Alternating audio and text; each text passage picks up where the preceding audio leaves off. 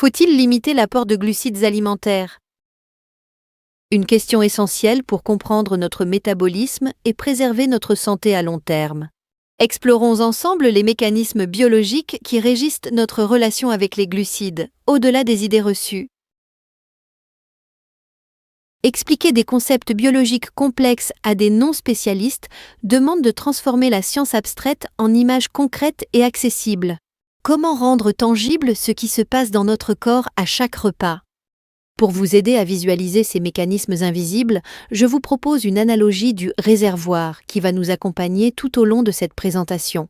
Cette métaphore transforme la biochimie en scénario du quotidien que chacun peut s'approprier.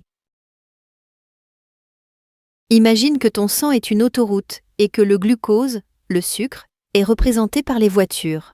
Pour la sécurité, il ne doit jamais y avoir trop de voitures en même temps. Notre corps possède une capacité très limitée à gérer le sucre circulant dans le sang.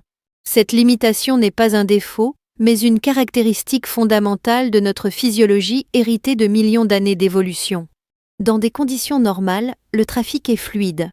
Quelques véhicules circulent librement, les sorties sont dégagées et le système fonctionne harmonieusement. L'insuline joue le rôle d'un policier régulateur qui dirige le flux de circulation.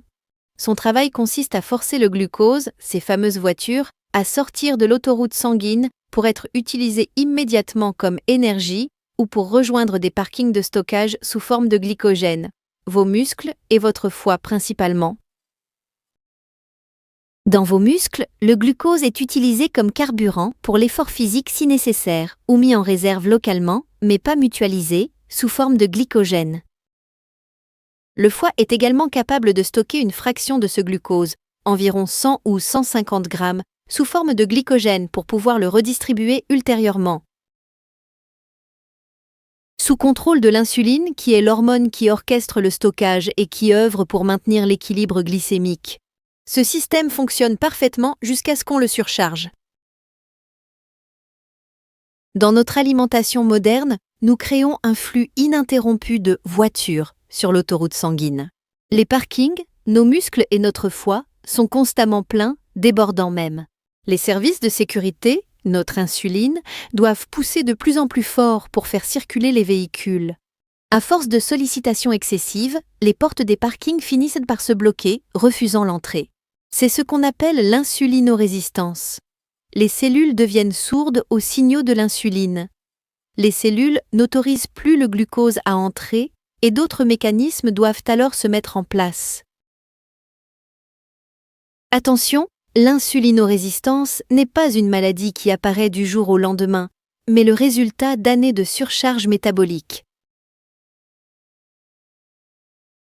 Face à cette autoroute engorgée, le corps n'a plus qu'une seule option pour gérer l'excès, remplir ou construire des hangars de stockage d'urgence, là où c'est possible. C'est ainsi que commence l'accumulation de graisse, car ce glucose excédentaire doit immédiatement être transformé en graisse qui est la forme naturelle de réserve d'énergie de notre corps. Sous forme de gras sous-cutané, magasin extensible capable de stocker de grandes quantités de réserves. Sous forme de gras autour des viscères, ce qui n'est pas la voie normale de stockage, mais plutôt une situation de débordement. Enfin, en infiltration dans le foie, sous une forme métaboliquement bien plus grave. L'autoroute finit littéralement bordée et encombrée de structures de stockage qui bloquent partiellement la circulation elle-même par un autosabotage progressif. Le métabolisme n'est pas cassé par accident ou par malchance génétique. Il s'use proportionnellement à la charge qu'on lui impose au fil du temps. Notre corps est conçu pour fonctionner avec environ 4 à 5 grammes de sucre, l'équivalent d'une cuillère à café, dans la totalité du sang à tout moment. Un seul repas riche en glucides, pâtes, pain, dessert, en apporte facilement 10 à 20 fois plus. Ainsi, plus vous apportez de glucides fréquemment, plus votre taux d'insuline reste élevé en permanence. C'est l'hyperinsulinémie chronique. Or, l'insuline est l'hormone du stockage. Tant qu'elle reste haute, il est physiologiquement impossible d'utiliser vos réserves de graisse puisque le message est opposé et impératif. Il faut stocker. On bloque ainsi les sorties de secours naturelles de notre métabolisme. Le sucre élevé n'est pas qu'une question de poids ou d'apparence, mais d'intégrité physique de nos tissus. La glycation, c'est le processus qui se produit quand vous faites cuire un gâteau. Le sucre se lie aux protéines et les durcit. C'est la fameuse réaction de Maillard qui donne la croûte dorée. Dans votre corps, à 37 degrés, ce même phénomène se produit si votre sang reste trop sucré. Le glucose caramélise littéralement vos tissus de l'intérieur. Vos protéines se transforment en AGE, produits de glycation avancée, des structures rigides et dysfonctionnelles qui entravent le fonctionnement même de votre organisme.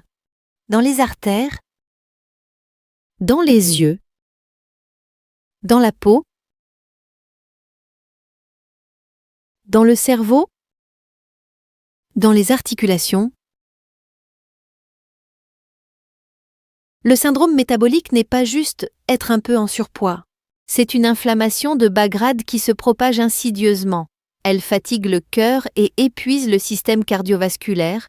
Elle encrasse le foie avec la stéatose hépatique. Elle dérègle profondément l'équilibre hormonal et elle compromet la fonction immunitaire.